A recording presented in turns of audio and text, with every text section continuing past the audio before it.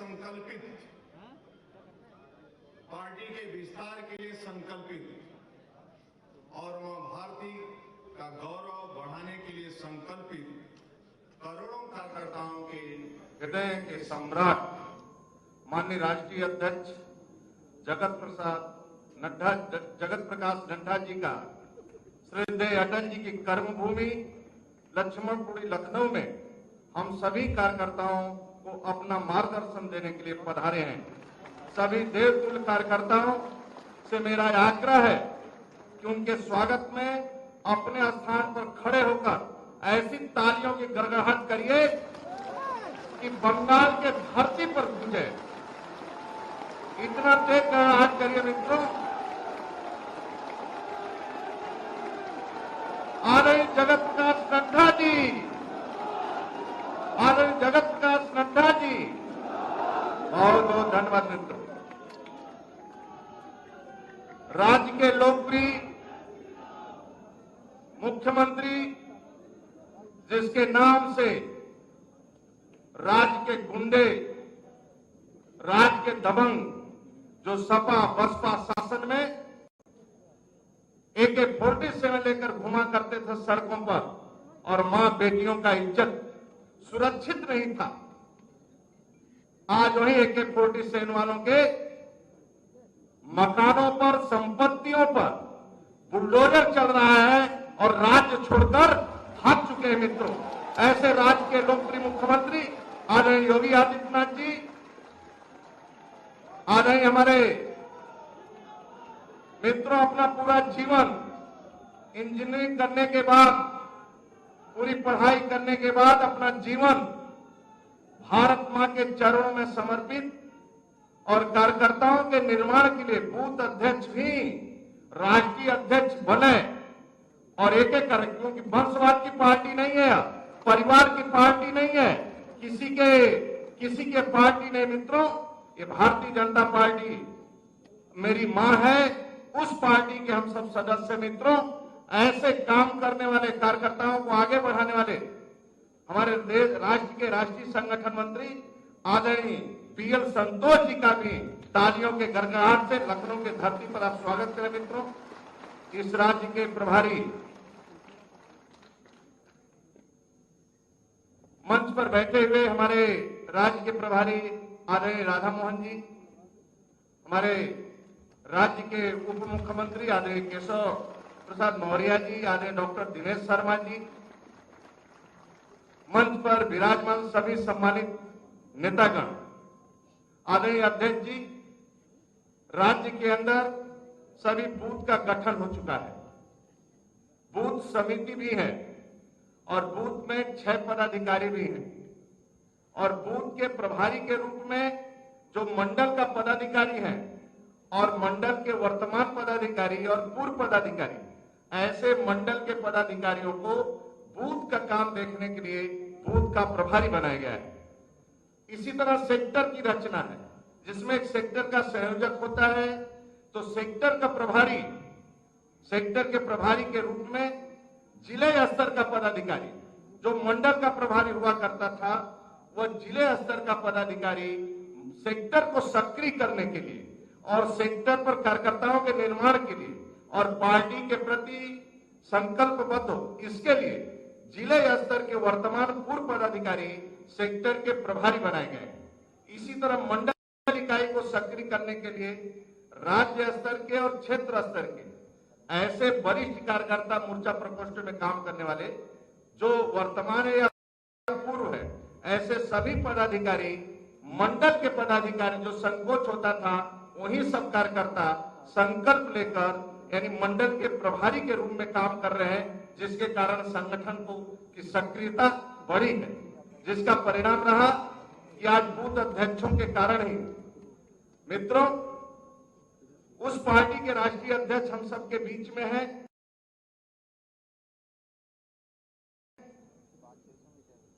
जिस पार्टी का अपना गौरवशाली इतिहास है। डॉक्टर श्यामा प्रसाद मुखर्जी इस राष्ट्र के लिए बन जाती है। पंडित दीनदयाल उपाध्याय, मुगल सराय पर हत्या हुई, देश के गौरव अटल बिहारी वाजपेयी जब देखने गए मित्रों, उन्होंने कहा सूर्य ढल गया और तारों की रोशनी में ही मार्ग ढूंढना पड़ेगा। उसके बाद आदरणीय नरेंद्र मोदी उस यात्रा को आगे बढ़ा रहे, गरीबों की सेवा कर रहे। मित्रों, उस पार्टी का पवित्र संगठन के राष्ट्रीय अध्यक्ष जो कार्यकर्ताओं से स्नेह करते हैं, प्यार करते हैं, मैं गारंटी से कह सकता हूं मित्रों, देश के अंदर सभी क्षेत्रीय पार्टी या राष्ट्रीय पार्टी के राष्ट्रीय अध्यक्षों को उठाकर एक तराजू पर बैठा दीजिए और आदरणीय नड्डा जी को एक तराजू पर बैठा दीजिए। मित्रों, ईमानदारी, पवित्रता, कोई दाग नहीं मित्रों। और पार्टी का राष्ट्रीय अध्यक्ष देश और राष्ट्र के लिए मरता है मित्रों, गरीब के लिए मरता है। ऐसे राष्ट्रीय अध्यक्ष हमारे बीच में मित्रों, आप सभी बूथ अध्यक्षों का स्वागत करता हूं। ये पार्टी आपकी है, अपनी पार्टी है और बूथ अध्यक्षों के बदौलत ही पार्टी चलती है मित्रों, और आप सब कार्यकर्ताओं के बदौलत ही चलती है। इसलिए पार्टी आपकी है, भारतीय जनता पार्टी मेरी मां है और इस पार्टी के हम सब सदस्य हैं। आप सबका हृदय से स्वागत करता हूं। मंच पर बैठे हुए सभी नेताओं का स्वागत करता हूं। बहुत बहुत धन्यवाद। भारत माता की जय, वंदे मातरम। मैं संबोधन की अगली कड़ी में उत्तर प्रदेश के यशस्वी मुख्यमंत्री पूजनीय योगी आदित्यनाथ महाराज जी से निवेदन करता हूं, हम सभी बूथ अध्यक्षों का मार्गदर्शन करें। पूजनीय योगी जी।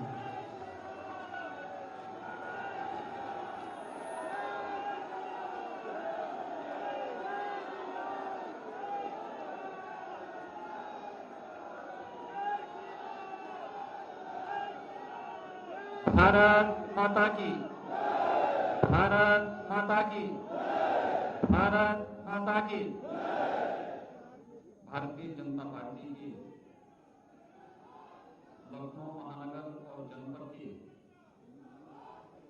बूथ अध्यक्षों के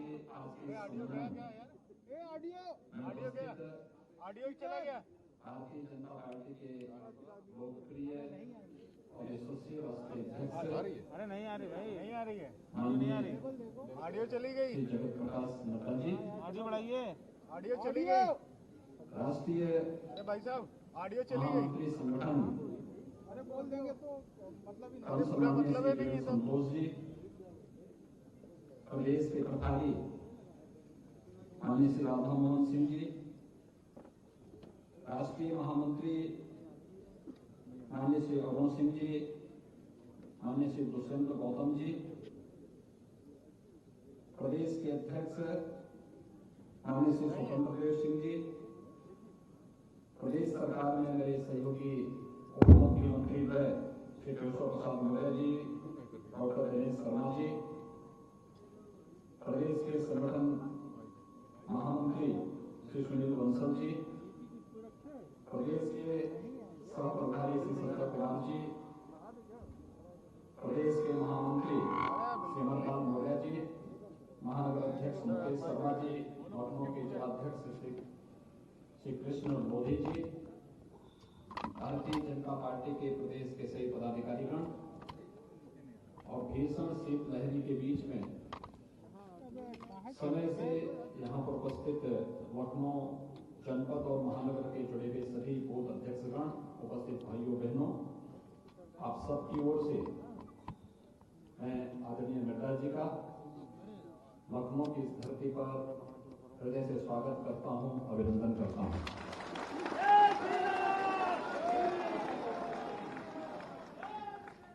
हम सब जानते हैं कि अपने यशस्वी नेतृत्व के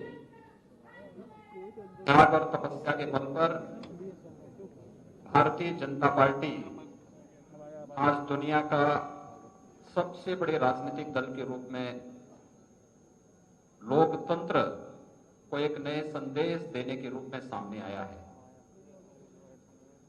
हम सबको गौरव की अनुभूति होनी चाहिए कि मूल्यों, सिद्धांतों और अपनी राष्ट्र निष्ठा और लोकतांत्रिक मूल्यों के प्रति अपनी प्रतिबद्धता के बल पर आज भारतीय जनता पार्टी ने राजनीतिक दलों के लिए एक नए मानक तय किए हैं और वे मानक जो लोकतंत्र के लिए जाने जाते थे कि लोकतंत्र में अगर कहीं भी वाद शब्द जुड़ता है चाहे वह परिवारवाद हो, चाहे वह जातिवाद हो, चाहे वह क्षेत्रवाद हो, चाहे वह भाषावाद हो, वह न केवल लोकतंत्र की जड़ों को कमजोर करता है बल्कि राष्ट्र की एकता और अखंडता को भी चुनौती देता है।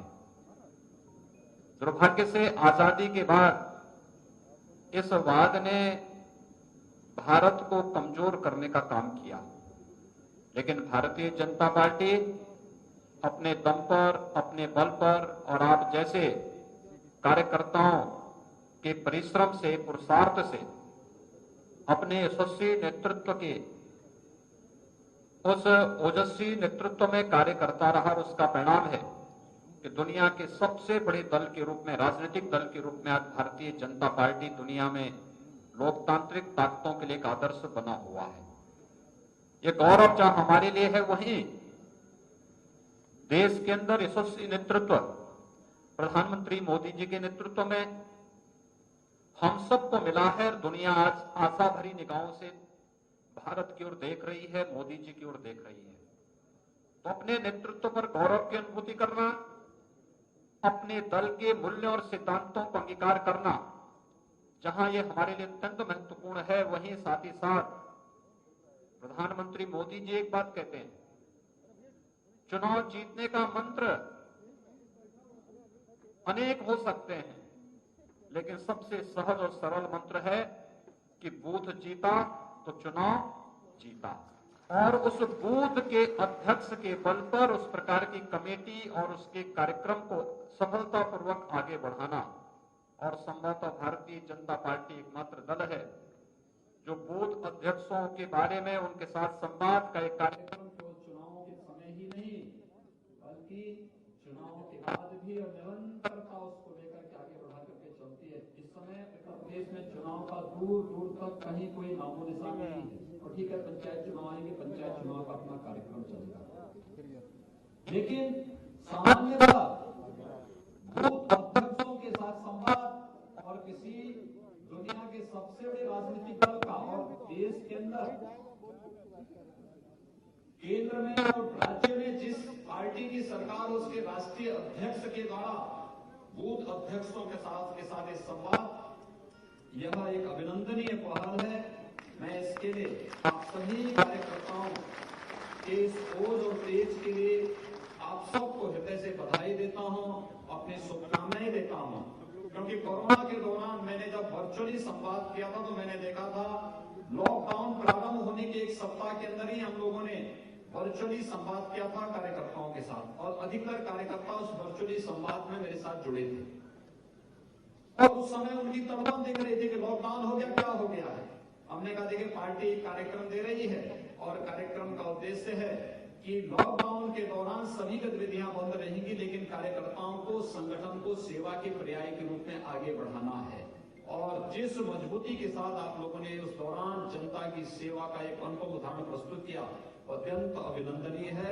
मैं इसके लिए आप सबको हृदय से आपका अभिनंदन करता हूं। आज के इस कार्यक्रम में राष्ट्रीय अध्यक्ष जी का, राष्ट्रीय संगठन महामंत्री जी का, अपने प्रदेश के प्रभारी जी, प्रदेश के सह प्रभारी जी और अन्य सभी पदाधिकारियों का एक बार फिर से अभिनंदन करते हुए आप सबके इस अभियान के लिए कि 1,63,000 जो बूथ प्रदेश के अंदर हैं, उन सब में आज के दिन पर कोई बूथ ऐसा नहीं है जहां पे भारतीय जनता पार्टी की केंद्र और प्रदेश सरकारों की योजनाएं न पहुंची हो। हमारा दायित्व है कि शासन, केंद्र और प्रदेश सरकार की योजनाओं से लाभान्वित हुए उन लोगों को अपने साथ जोड़ना और उनको बार-बार इन बातों का एहसास करा देना। अगर हम करा पाएंगे तो वह हर व्यक्ति भारतीय जनता पार्टी के राष्ट्र निर्माण की और एक भारत श्रेष्ठ भारत के इस अभियान के साथ जुड़ने में कोई देर नहीं करेगा। इस विश्वास के साथ आप सबके प्रति मैं अपनी शुभकामनाएं देता हूं। धन्यवाद। जय हिंद।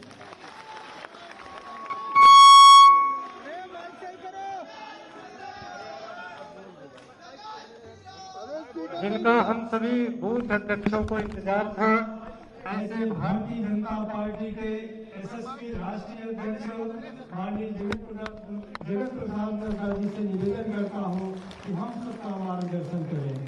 माननीय राष्ट्रीय अध्यक्ष जी। अरे बैठ गया यार।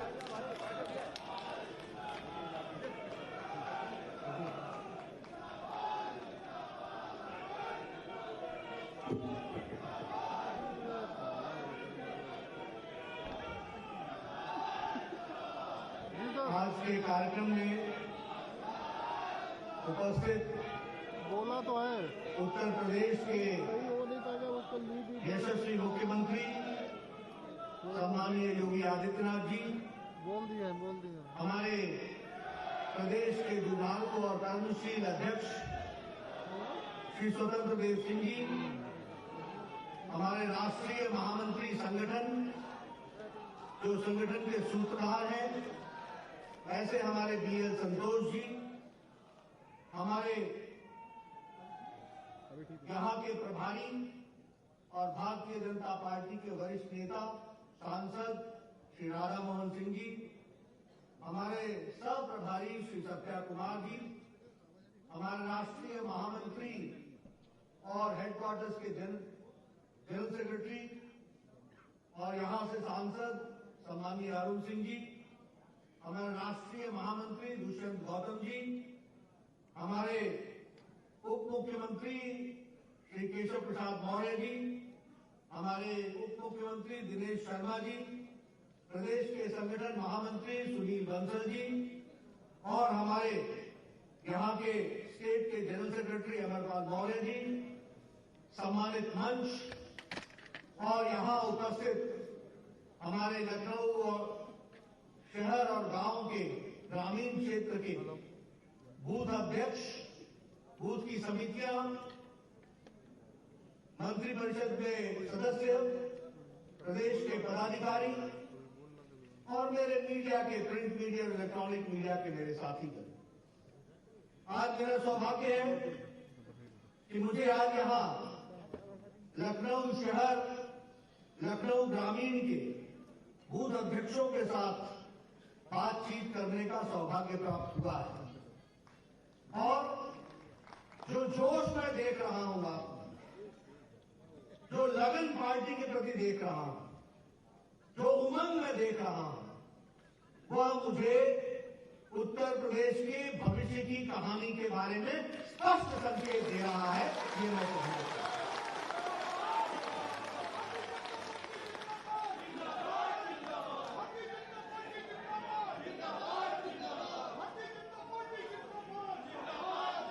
मित्रों, हम सब लोग राजनीतिक कार्यकर्ता हैं।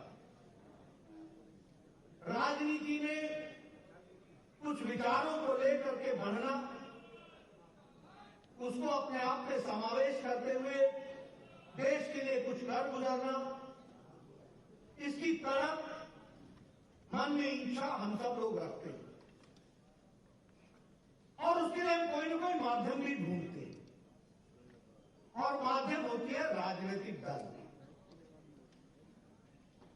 देश में लगभग 1500 पार्टियां हैं, 1500 राजनीतिक दल हैं। कुछ उसमें से राष्ट्रीय स्तर पर रिकॉग्नाइज्ड पॉलिटिकल पार्टी और कुछ में रीजनल रिकॉग्नाइज्ड पॉलिटिकल पार्टी। हम सब लोग राजनीति में काम कर रहे हैं, लेकिन मैं हमेशा सबको कहता हूं कि जिसको भारतीय जनता पार्टी के कार्यकर्ता के रूप में काम करने का मौका मिला, उसे राजनीति की दृष्टि से अपने आप को बहुत ही भाग्यशाली मानना चाहिए। ये हमको समझना चाहिए। मैं ये कहने के लिए नहीं कह रहा हूं, आपको खुश करने के लिए नहीं कह रहा हूं। मेरा ऊपर लेह लद्दाख से, जम्मू कश्मीर से लेकर के नीचे केरला तक और इधर पश्चिम से लेकर के पूर्व तक आप नजर दौड़ा के देखो।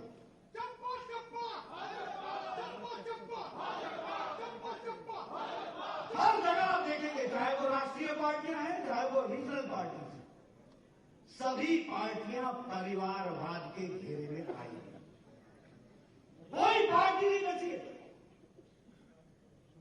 पिता अपना बैटन बेटे को ही लेके जाएगा, बाकी जितने हैं झंडा लेके दौड़ेगा। ये भारतीय जनता पार्टी ही एकमात्र पार्टी है जहां एक साधारण परिवार से आने वाला व्यक्ति भारत का प्रधानमंत्री बनता है और देश की तस्वीर बनती है।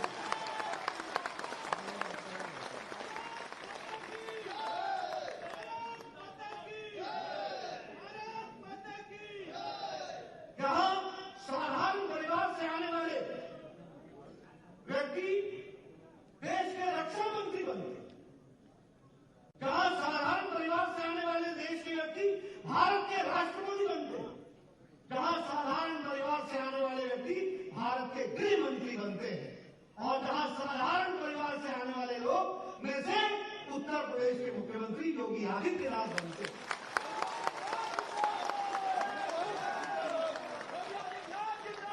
ये मंच पर बैठी हुई आप तस्वीर देख लीजिए, किसी के भी परिवार के व्यक्ति राजनीति में नहीं थे। और इसको छोटा सौभाग्य मत मानना मित्रों, ये प्रजातंत्र में बढ़ती हुई पार्टी डेमोक्रेटिक पार्टी है तो भारतीय जनता पार्टी है।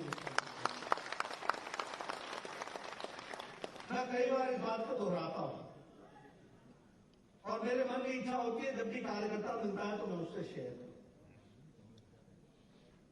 कोई भी राजनीतिक दल में व्यक्ति या तो बाई चॉइस आता है, यानी उसके सारे राजनीतिक दलों को पढ़कर समझकर उसको लगा तो वो बीजेपी में आता है, या कोई बाई एक्सीडेंट आ जाता है। बाई एक्सीडेंट ऐसे होता है, इमरजेंसी लगी, कांग्रेस से लोग बहुत विमुक्त हुए, अन्य दलों में गए तो बीजेपी में भी आ गए। और कुछ घटनाएं ऐसी घटती हैं जिसमें लोग किसी के साथ जुड़ के चले आते हैं, एसोसिएट होके चले आते हैं। उनसे पूछो कैसे पहुंचे तो बोला कि हमको वहां पर मिले थे शमशेर जी, वो जाते थे बीजेपी में, मैं भी साथ हो गया। मैं कहता हूं कि आप बाई चांस आए हो, बाई चॉइस आए हो, बाई एक्सीडेंट आए हो, आप सही जगह आए हो, इस बात को हमको समझना।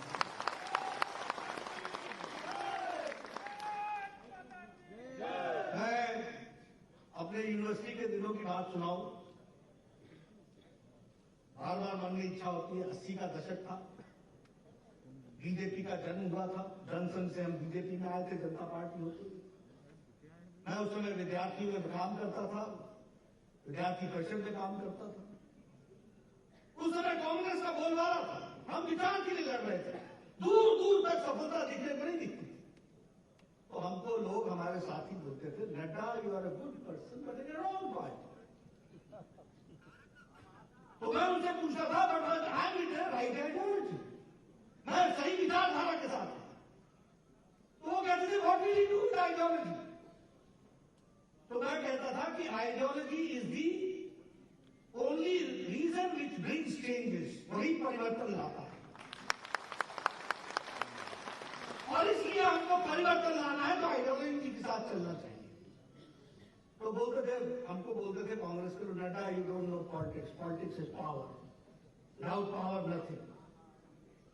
आज जब वो मुझे मिलते हैं तो मेरे साथ ही, तो मैं उनसे पूछता हूं डू यू नो पॉलिटिक्स।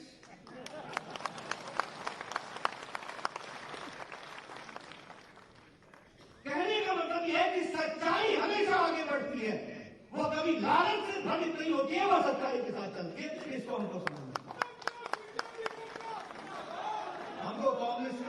हमको कांग्रेस साथी मिला करते थे, कैंटीन में बैठ करके सिगरेट के गुलछड़े उड़ाते हुए वो कहते थे revolution revolution. Nadda you don't know what is revolution. मैं कहता था you don't know what is evolution, India needs evolution.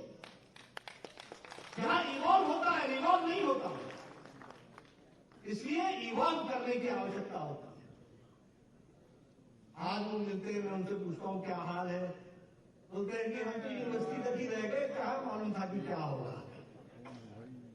कहने का मैं अपने बारे में कहना चाहता हूं कि मैं उस दिन की था तो भगवान ने हमको ये मौका दिया था कि मैं सही राजनीति कर लेता ताकि उपकरण बन सकूं और परिवर्तन में मोदी जी के साथ जुड़ करके, योगी जी के साथ जुड़ करके देश और प्रदेश में परिवर्तन लाऊं।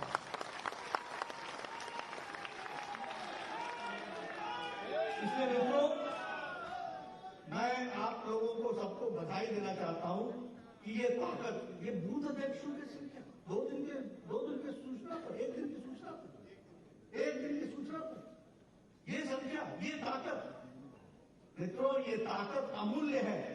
और यही ताकत हमारे को परिवर्तन लाने में योजना तरीके से चलने के लिए माध्यम बनता है। हमसे लोग पूछते थे, अच्छा नड्डा बताओ what is your economic programme, आपका आर्थिक कार्यक्रम क्या है। क्योंकि उन्होंने दास कैपिटल के 10 बड़े शब्द सीख रखे थे, तो शायद परिवर्तन के चैंपियन तो वही थे, बाकी तो जानते ही नहीं। लेकिन मित्रों, हमारे दीनदयाल उपाध्याय जो इसी धरती से पैदा हुए, और जिन्होंने देश दुनिया में परिवर्तन लाया, वो एकात्म मानववाद को साक्षात रूप में करने का काम मोदी जी और अटल बिहारी वाजपेयी जी ने किया। ये हमको समझना अभी नारा आपने लगाया जय श्री राम का सांस्कृतिक राष्ट्रवाद की का द्योतक है। हम सांस्कृतिक राष्ट्रवाद के साथ आगे बढ़े, एकात्म मानववाद को सम्मिलित किया और देखिए अर्थ को भी समझने का तरीका पूर्णतः समझा तो वो भारतीय जनता पार्टी ने समझा। कैसे समझा? आपको मैं बहुत बढ़िया खाना खिलाता हूं और आपको मैं बहुत अच्छे कपड़े देता हूं और आपको आपकी सुविधाएं देता हूं और मैं कहता हूं कि आप जो हम बोलूंगा वहीं बैठोगे और उसे इधर उधर नहीं खिसकोगे, आप शांत रहोगे। वामपंथी कहते हैं कि पेट की भूख ही सबसे बड़ी चीज है। क्या मैं बढ़िया खाना दे दूं और बोलूं कि यहीं बैठो, आप बैठोगे? क्या वही संतुष्टि का कारण बनेगा? अगर मान लीजिए कि आपको मैं हाथ से निकाल दूं और सिर्फ आपकी मन की शांति दे दूं, आप खुश होगे? ये संपूर्णता में सोचने का काम दीनदयाल उपाध्याय जी ने कहा। उन्होंने कहा जहां शरीर, मन, बुद्धि और आत्मा आत्मसात होकर के आगे बढ़ती है, वही संपूर्ण सुख का कारण बनता है। उसको हमको समझना है। यह है एकात्म मानववाद। जब मानववाद में एकात्मता, अर्थ भी चाहिए, मन भी चाहिए, इंटेलेक्चुअल सेटिस्फैक्शन भी चाहिए, आत्मा की सेटिस्फैक्शन भी चाहिए और मेरी ही नहीं चाहिए, मेरे पड़ोसी की भी चाहिए। मुझे खाने को मिल जाए, मेरा पड़ोसी भूखा है, मुझे संतुष्टि नहीं होगी। यह है उत्तम समाज की निशानी। इसको हमको समझना चाहिए और इस कल्पना को लेकर चलना चाहिए और उसमें से निकला सब अंत। जो अंतिम पायदान पे खड़ा व्यक्ति है उसको हमको समझना है। उसमें से निकला सबका साथ, सबका विकास और सबका विश्वास।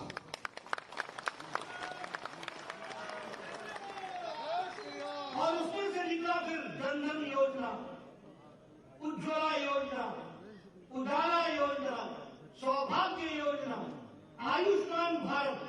ये किसके लिए समर्पित है? ये 8 करोड़ बहनें कौन है जिनको गैस का चूल्हा मिल रहा है? ये 1 करोड़ 30 लाख से ज्यादा उत्तर प्रदेश में कौन है जिनको गैस का चूल्हा मिल रहा है? ये वो गरीब लोग हैं जो कभी सोच नहीं सकते थे कि वो गैस का चूल्हा देखेंगे, उनको ये नसीब हुआ। ये हमको 1 करोड़ को 40 लाख के आसपास हमारे यहाँ टॉयलेट्स बने। स्वच्छता अभियान, मोदी जी के स्वच्छता अभियान को मजाक बनाया जा रहा था। आज दुनिया ने रिकॉग्नाइज कर लिया कि स्वच्छता अभियान में भारत की तस्वीर बदली है। ये मोदी जी को यूनाइटेड नेशंस के इसके लिए पुरस्कृत किया। और उत्तर प्रदेश में 1 करोड़ 40 लाख से ज्यादा टॉयलेट्स बने। मैं सही आपको बताऊंगा, लेकिन लगभग 1.5 करोड़ के आसपास। और फिर मैं कहूंगा मित्रों, ये टॉयलेट घर, ये सिर्फ टॉयलेट ही नहीं था, ये महिलाओं का सम्मान का इज्जत घर था। इसको हमको समझना। क्या ये सही तस्वीर नहीं? क्या ये सच्चाई नहीं कि 2014 के पहले बहनें अपने नित्य क्रम के लिए सूर्यास्त और सूर्योदय का इंतजार करती थी गांव में? क्या ये सही बात नहीं है कि उनको अपने जीवन में कितना नैतिक कार्य, नित्य कर्मों के लिए कितना उनको कष्ट भोगना पड़ता था? आज मोदी जी ने उनको आजाद किया है और वह स्वच्छ भारत में और उत्तर प्रदेश और भारत देश ओडीएफ फ्री हो गया है, ओपन डेफिकेशन फ्री हो चुका है। इस बात को हमको समझना। मैं गांव से आता हूं, सौभाग्य योजना की बात करें। गांव वाले बोलते थे हमें बिजली दे दो, हमारे पास हमारा नया मकान बनाया, हमको कब क्या बोलता था? तार है तेरे पास? नहीं तो तार नहीं है तो मैं कहां से तुमको बिजली दूंगा? जैसे तार देना उसकी जिम्मेवारी थी, लेकिन नहीं था। आज वो तार सौभाग्य योजना के तहत, और उसके बाद क्या बोलते थे कि खंबा है, ऐसा करो गांव वालों को लेके आना, खंबा ले जाना अपने कंधों पर, जब खंबा पहुंच जाए तो बता देना, तो मैं जूनियर इंजीनियर को भेज दूंगा। ये गांव की तस्वीर थी कि नहीं थी? थी कि नहीं थी? और मैं पिछली बार लखनऊ के बगल के गांव में गया था, वहां पर किसी को बिजली दी गई थी, उसके कार्यक्रम में गया था, तो उसने कहा भैया जी मजा आ गया, दोपहर को फॉर्म दिया, शाम को बिजली लग गई। मोदी जी का कमाल देख लिया। ये हमको चाहिए।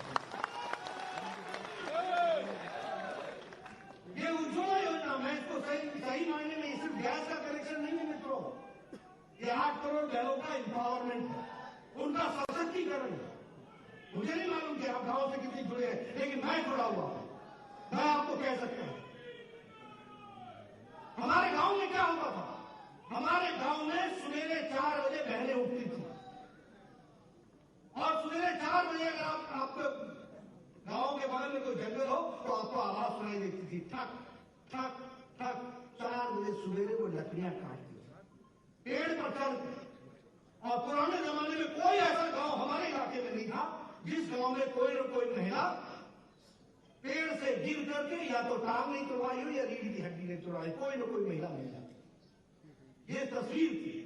और न आपको जमीन की बात बता, और आज जब 8 करोड़ लोगों को गैस का कनेक्शन मिल गया है तो बहनें अब बिना जंगल गए हुए घर में 5 बजे गैस का चूल्हा ऑन करके चाय पिला देती है पूरे परिवार को। यह परिवर्तन है, ये छोटी घटना नहीं है। आपने देखा होगा गांव में वो लकड़ी का और वो कहीं कहीं जगह पर पाइप का बना करके फूकने के लिए, चूल्हा जलाने के लिए, और एक एक बहन 200 सिगरेट का धुआं चूल्हे का अपने छाती पर ले लेती। मैं स्वास्थ्य मंत्री रहा हूं, आगे के आप रिपोर्ट देख लेना। बहनों को फेफड़े की बीमारी में कहीं आ रही है, इस बात को हमको समझना चाहिए। ये उस पर से निकल कर गया है। इसलिए सौभाग्य योजना, उज्ज्वला योजना, इसको बहुत गहराई में समझने की जरूरत है। अभी ये कोरोना का संक्रमण लड़ तो अमेरिका भी रहा था, लेकिन क्या हुआ? अर्थ और हेल्थ इसमें ऑप्शन तय नहीं कर पाए। नतीजा क्या निकला? नतीजा ये निकला कि वहां राजनीतिक मुद्दा बना, चुनाव का मुद्दा बना और चुनाव में हार दी। और हमसे ज्यादा हेल्थ में उनके पास ज्यादा व्यवस्था थी, लेकिन उनका देश चल रहा। सारा यूरोप, स्पेन, इटली, इनकी स्वास्थ्य की व्यवस्थाएं हमसे अच्छी थी, लेकिन ये सारे के सारा चरमरा गया, कोलैप्स कर गया, असहाय हो गए, क्योंकि नेतृत्व तो सही समय पर फैसला नहीं ले पाया। और हमारे यहां मोदी जी 130 करोड़ का देश, 33 करोड़ की आबादी है अमेरिका की, 130 करोड़ का हमारा देश, हमारे मोदी जी ने सही समय पर फैसला लेकर के, टाइमली इंटरवेंशन करके, लॉकडाउन लगा करके और बोल्ड डिसीजन लेकर के इस देश को बचाया है। ये हमको समझ।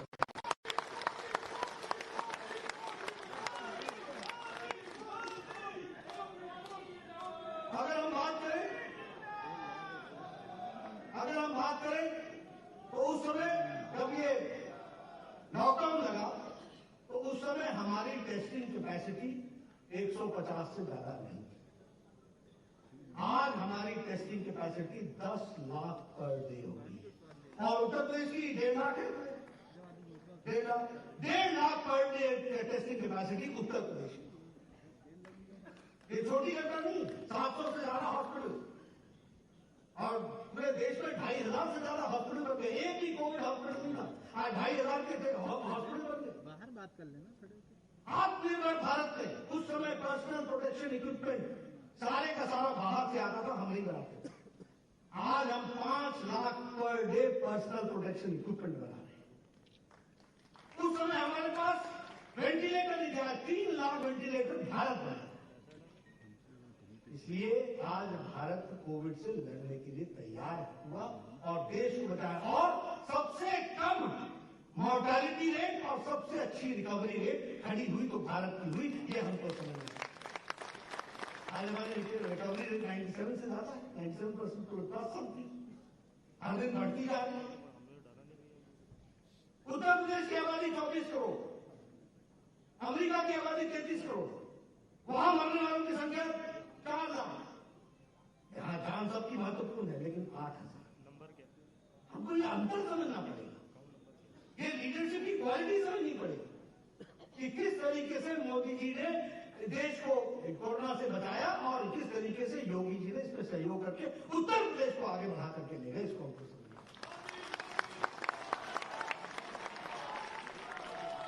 और क्या ये सच्चाई नहीं है? क्या ये सच्चाई नहीं है? क्या ये सच्चाई नहीं है कि जब हमारे मजदूर भाई चले तो उत्तर प्रदेश ने सिर्फ उत्तर प्रदेश के मजदूरों की चिंता नहीं की, बल्कि उत्तर प्रदेश से गुजरने वाले हर मजदूर की चिंता की और इसको देश में सराहा गया। ये नहीं। लाखों तो आई आए जिनको हम लोगों ने घर तक पहुंचाया, योगी जी ने पहुंचाया, लेकिन लाखों ऐसे थे जिनको यहां से भेजने का भी उनके प्रदेशों में इंतजाम किया गया। ये हमको ध्यान रखना चाहिए और सारे देश में सराहा है। मैं योगी जी को बधाई देना चाहता हूं। कल के सर्वे में देश के प्रधानमंत्री मोदी जी जितने आगे उनको दिखाया गया है, तो हमारे योगी जी को भी नंबर 1 का चीफ मिनिस्टर दिखाया गया। आप सब भाई को पास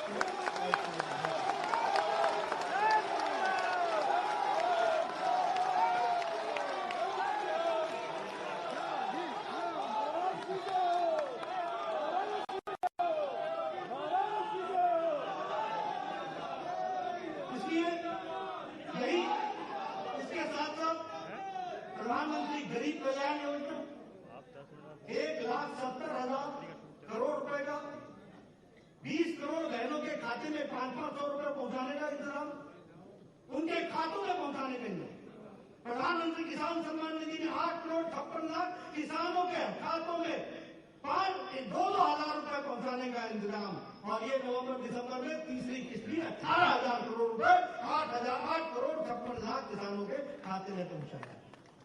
ये यही मोदी जी के नेतृत्व में देश है, जहां आज से कुछ साल पहले स्वर्गीय राजीव गांधी बोला करते थे कि मैं 1 रुपया भेजता हूं तो 85 पैसे खर्च हो जाते हैं रास्ते में और 15 पैसे ही पहुंचते हैं जिसको मिलना चाहिए। वहां मोदी जी ने कोरोना की अवस्था में जहां पोस्टमैन नहीं, जहां पोस्ट ऑफिस नहीं, जहां पोस्ट के लिए काम करने वाला व्यक्ति नहीं है, 20 करोड़ बहनों के खाते में 500 रुपए 3 महीने के लिए 1,500 रुपए पहुंचा। दिव्यांग के लिए, बुजुर्गों के लिए, विधवाओं के लिए 1,000 रुपए पहुंचा दिया 3 महीने। ये छोटी घटना नहीं, 8 करोड़ 56 लाख किसानों के लिए पहुंचा दिया। अब हम आत्मनिर्भर भारत में काम कर रहे हैं। आत्मनिर्भर भारत के लिए 1 लाख करोड़ रुपए किसानों के लिए खर्च हो रहा है। मैं बूथ के सभी अध्यक्षों से कहूंगा, कोई भी आपके गांव का किसान फार्मर्स प्रोड्यूसर्स ऑर्गेनाइजेशन में छूट नहीं करना चाहिए, उसको जोड़ो। मोदी जी 1 लाख करोड़ रुपए भेजेंगे, पैसा मोदी जी भेजेंगे, तय आप करोगे कि वो खर्च कहां होना है किसानों के लिए। ये बदलता भारत है, उसको एमएसएमई सेक्टर के लिए काम हो रहा है, उसके लिए अर्थ की व्यवस्था हो रही है।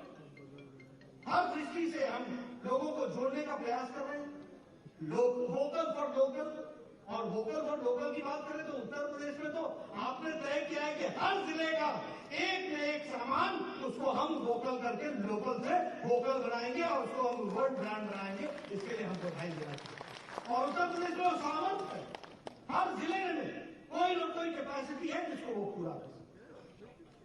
मित्रों, ये सब बातें मैं आपसे इसलिए करना चाहता हूं कि आप एक बूथ के अध्यक्ष होने के नाते आप इन सारी बातों की गहराई से चिंतन कीजिए, आंकड़े याद कीजिए और आंकड़ों को याद करके उसको नीचे धरती पर उतारने का प्रयास कीजिए।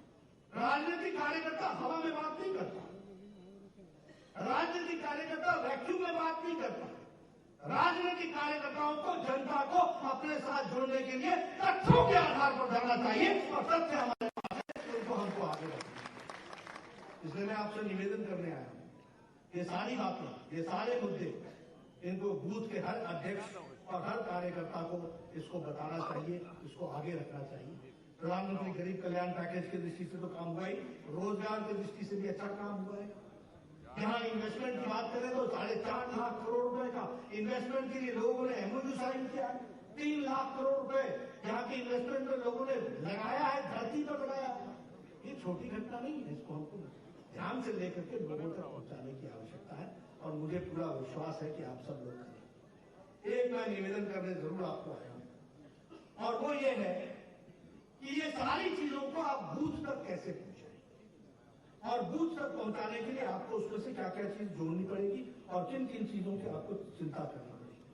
और जब मैं ये बात कहता हूं तो हमको ये भी ध्यान में रखना चाहिए कि हर मंडल के पदाधिकारी को ये चिंता करनी कि वो हर महीने, हम सब लोग जानते हैं कि हमारे मंडल का पदाधिकारी सिर्फ पदाधिकारी नहीं होता, उसको किसी न किसी बूथ की जिम्मेवारी दी जाती है।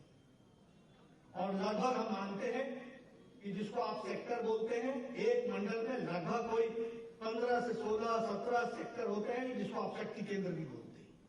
आपके यहाँ सेक्टर बोला जाता है, हमारा कई जगह पर उसको शक्ति केंद्र भी बोला जाता है। हर मंडल के पदाधिकारी को कोई न कोई बूथ दिया है। मेरा निवेदन है कि मंडल का पदाधिकारी हर बूथ पर महीने में एक बार जरूर जाए और बूथ की समिति के साथ बैठ करके अच्छे तरीके से बूथ की रचना की चिंता। महामंत्री होना ये पोस्ट है, ये जिम्मेवारी है, लेकिन फलाने बूथ का मैं इंचार्ज हूं, ये उसकी जिम्मेवारी है, इसको उसको पूरा करना पड़ेगा, महीने में एक बार जाना पड़ेगा, उसकी चिंता उसको करनी पड़ेगी। इसके साथ साथ हमको ये भी चिंता करनी पड़ेगी कि वहां जाकर के, जैसे मेरा निवेदन है कि हर महीने के अंतिम संडे को मन की बात हो। हमारे 21 मेंबरान का एक बूथ की कमेटी होती है। सबसे पहले तो चिंता ये कीजिए कि क्या इस बूथ में समाज के सभी लोग जुड़ गए हैं, समाज के सभी लोगों का समावेश है। अगर समाज के सभी वर्गों का समावेश नहीं है तो समावेश किया जाए और हम लोगों को इस बूथ के साथ साथ हर बूथ पर मन की बात के लिए, हर बूथ पर मन की बात के लिए एक साथ इकट्ठे होकर के समिति के लोग तो देखे ही देखे, साथ में समाज के लोगों को भी जोड़ करके वो देखने का काम करें। इस बात को हमको चिंता है। उसी तरीके से मन की मैं ये सारी कल्पनाएं आपके सामने रख रहा हूं, जिसको हमको साकार कर रहा हूं। मुझे खुशी है, पूछताछ हुई तो पिछली बार उन्होंने मन की बात को बूथ समिति पर, बूथ के लेवल पर उतारा है। मैं चाहूंगा कि मीडिया इस बात को हाईलाइट करे और अगले आने वाले 31 तारीख को जब मन की बात होती है तो हर कार्यकर्ता अपने बूथ पर अपनी समिति के साथ और अपने सज्जनों के साथ, अपने गांव वालों के साथ मन की बात देखे। इस बात को उनको चिंता। मैं ये भी चाहूंगा कि मंडल का व्यक्ति जब जाए तो कभी न कभी बूथ समिति के लोगों का एक साथ नाश्ता या भोजन होना चाहिए और इस भोजन में कोई बाहर से व्यवस्था नहीं करे। हर कोई अपने घर से 2 रोटियां लेकर के जाए और अपना खाना खुद नहीं खाए, अपना खाना दूसरे को खिलाए, दूसरे के घर से आया हुआ खुद खाए। इस बात को हमको आगे बढ़ाना, सामाजिक समरसता को हमको बेहतर और स्पिरिट में उठाना। हम सब समाज के लोग एक साथ एक दृष्टि को लेकर के चलते और एक काम और करना चाहिए, वो है पन्ना प्रमुख का। एक बूथ पर लगभग 900 से 1000 वोट होते हैं और एक बूथ की पन्ने में लगभग बूथ लिस्ट अगर आप देखेंगे तो 30 से 35 पन्नों की होती है और एक पन्ने पर 30 नाम होते हैं। 15 एक तरफ होते हैं, 15 एक तरफ, यानी 30 नाम एक पन्ना पर होता है। इस वर्ष मैं आपको टारगेट देता हूं बूथ के अध्यक्षों को, एक एक पन्ना के लिए एक एक कार्यकर्ता को जिम्मेदार बनाइए और वह हर 15 दिन पर उन कार्यकर्ता, उन 30 लोगों से मिलने का, संपर्क साधने का काम करे। और इतना ही नहीं, उनके सुख दुख में शामिल हो, उनके साथ खड़ा हो, उनके सामाजिक समरसता में योगदान करे और उनके भाई के नाते, उनके बहन के नाते उसको पूरा का पूरा आदर देते हुए मुख्य धारा में शामिल करने का काम, ये पन्ना प्रमुख की दृष्टि से हमको करने की जरूरत है। आगे चल के मैं पन्ना कमेटी पर भी आपको लाऊंगा, वो टारगेट आपको अगली बार दूंगा, लेकिन हाँ, हमको पन्ना प्रमुख से पन्ना कमेटी तक जाना है। और मैं एक बात बताना चाहता हूं, देश के कोने कोने में कोई बूथ नहीं छूटना चाहिए, हर जगह पन्ना कमेटी होगी और हम पन्ना कमेटी के नाम से कमर को खिलाएंगे, हर बूथ को खिलाएंगे। इस कल्पना को लेकर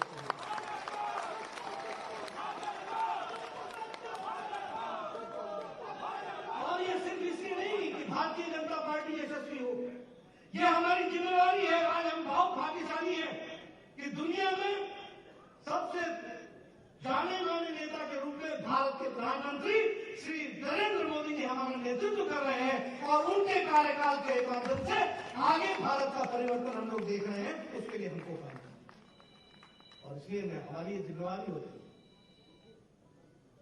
ऐतिहासिक पल जब आते हैं तो उस समय आपको ये सौभाग्य नहीं मिला कि धारा 370 को धाराशाही होते हुए आपने अपनी आंखों से देखा है? आपको खुशी है? क्या ये हम लोगों के लिए सौभाग्य की बात नहीं है कि 500 साल 1000 साल से राम जन्मभूमि की बात कर रहे थे? राम जन्मभूमि का शिलान्यास भारत के यशस्वी प्रधानमंत्री के कार्यक्रम द्वारा हमने अपने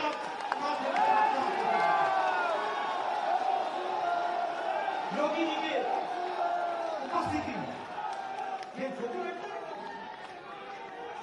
ये छोटी घटना है। ट्रिपल तलाक हमारी मुस्लिम बहनों को देखो, पाकिस्तान में ट्रिपल तलाक नहीं, बांग्लादेश में ट्रिपल तलाक नहीं, सीरिया में ट्रिपल तलाक नहीं, ईरान में ट्रिपल तलाक नहीं, इंडोनेशिया में ट्रिपल तलाक नहीं, मलेशिया में ट्रिपल तलाक नहीं। ये सब मुस्लिम देश है, मुस्लिम बहुतायत देश है। और हमारा देश, भारत देश, सेक्युलर देश, हमारी मुस्लिम बहनों को मोदी जी ने उनको आजाद किया, मुख्य धारा में शामिल किया। क्या ये तो ये सब चीजें हमने देखी है, हमने समझी। और इसलिए आने वाले समय में जब आप बुजुर्ग हो गए तो आपसे पूछा जाएगा कि बाबा बता, जब मोदी जी देश का परिवर्तन कर रहे थे तो तुम कहां खड़े थे? तो आपको ये सौभाग्य मिलेगा कहने का कि बेटा उस समय हम लोग भी जंग कर रहे थे और हमने देश को आगे बढ़ाने का काम किया।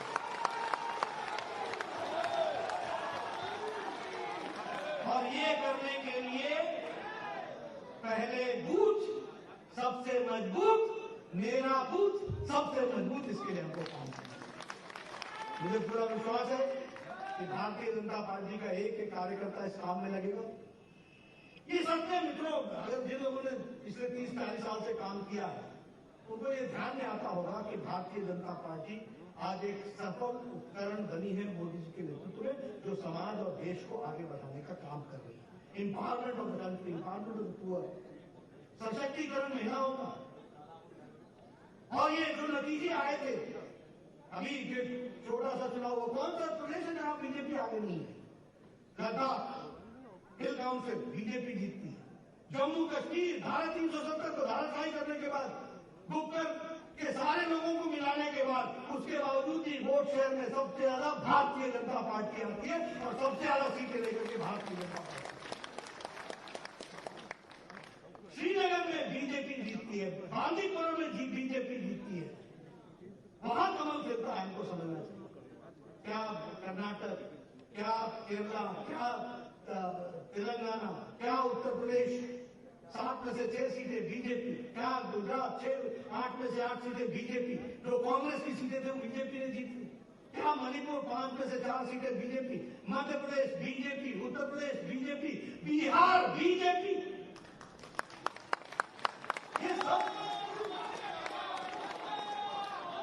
ये सब संभव हुआ है आप लोगों के अथक प्रयास से और मोदी जी के नेतृत्व के कारण, योगी जी के नेतृत्व। मेरा आपसे निवेदन करना चाहूंगा कि हम पूरे एक्टिव होकर के, यहाँ पर जब बूथ के अध्यक्ष इकट्ठे हुए हैं तो आपसे मेरा निवेदन है कि आप बूथ की तरफ ध्यान दे करके राजनीतिक मुद्दों के साथ लोगों के बीच में जाइए। और मैं हमेशा कहूंगा, संयम के साथ, तर्कों के साथ, सौम्यता के साथ, सबको जोड़ने की ताकत रखने के साथ, उनको समावेश करने की ताकत रखने में उनको पैदा वो है हमारे में, उसको उजागर करना वो है हमारे में, खाली उसको और आगे बढ़ाना है। हर महीने मोदी जी की मन की बात की चर्चा होती है, उन लोगों के साथ जुड़िए। मोदी जी अपने मन की बात में कई बार कई लोगों का नाम लेते हैं जिन्होंने अच्छा काम किया। क्या ये हमारी जिम्मेवारी नहीं कि अगर वो हमारे इलाके से हम जाकर के उसके घर में उसको बधाई दें, एक फूल दें, एक भारतीय जनता पार्टी का शॉल दें या गमछा दें? समाज के साथ जुड़ना और समाज को जो अच्छे काम करते हैं उनको आगे बढ़ाना, ये हमारी जिम्मेवारी है।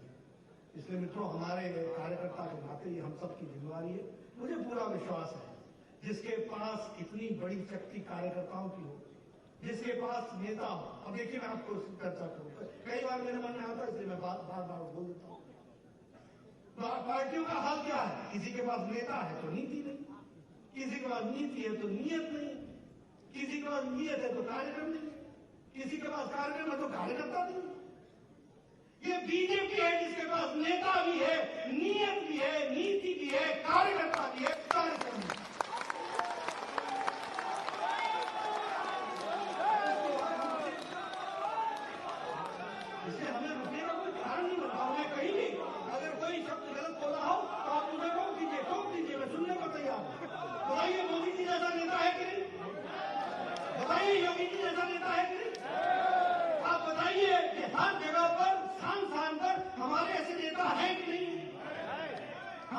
पास नीयत है कि नहीं है? हमारे पास नीति है कि नहीं है? हमारे पास कार्यक्रम है कि नहीं है? और हमारे पास कार्यकर्ता है कि नहीं है? तो जब सब कुछ है तो फिर आगे बढ़ना ही हमारा उद्देश्य है और बूथ को आगे बढ़ाना आप जरूर करेंगे, मुझे पूरा विश्वास है। आपने मेरी बात सुनी, आपका बहुत बहुत धन्यवाद। जय भारत, जय भारत, जय श्री राम, जय श्री राम। भारत माता की, भारत माता की, भारत माता की। प्रिय बड़े स्थान पर सभी कार्यकर्ता बैठ जाएंगे। अभी आगे की सूचना है, बैठेंगे सभी कार्यकर्ता बैठेंगे। बूथ अध्यक्ष भैया नीचे बैठ जाइए, भैया नीचे बैठ जाइए आप लोग प्लीज। ये हम सबका सौभाग्य है और भारतीय जनता पार्टी उत्तर प्रदेश के कार्यकर्ताओं का और बड़ा सौभाग्य है कि उत्तर प्रदेश के देश के सर्वे में उत्तर प्रदेश का नंबर 1 स्थान